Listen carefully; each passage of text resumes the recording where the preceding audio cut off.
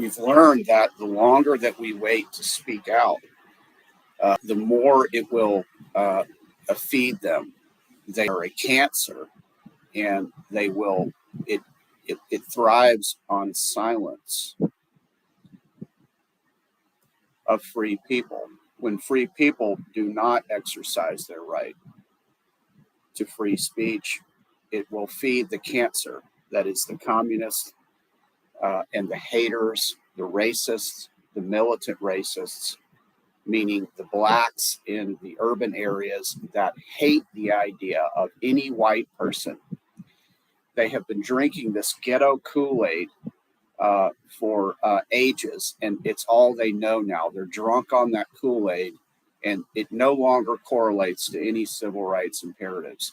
Everyone, any single individual in the United States has equal legal entitlement to everything in the United States, whether it's democratic elections or rights to free speech and protest. That is accessible and tangible to everyone, black, white, or anyone. And the people who are militants are delusional because they've become disconnected to actual civil rights causes. George Floyd and them are not the basis of a civil rights, nothing that is actually a concern of civil rights presents by George Floyd and fostering the false belief that George Floyd and the like were victims of some sort of racist brutality by white authority figures. And those are the kind of things that they couple together with this, all these different hoax investigations to try to cultivate the idea, spread the idea that they are a permanent victims. The militant blacks, they're separatists. They love segregation. They don't want to be part of a melting pot, and they're hiding behind the assertion that they've been kicked out of society. The reality is the opposite. They're the ones that are choosing to separate and threaten everyone else.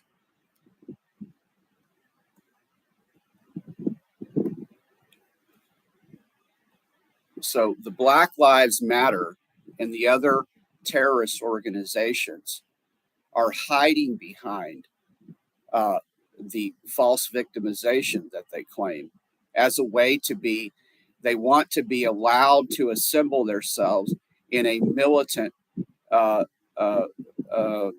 sort of gathering. And that they then direct that at people that they hate.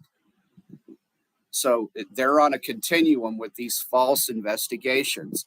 Fonnie Willis' father was one of the militants. He was a gang member of the Black Panthers. And Angela Davis was a part of all of that. The teachings that populated the brain of Fonnie Willis came from such parties.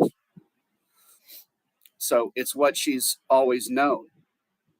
Whether or not there is a realistic, there is no justification for hating other people because of their skin color.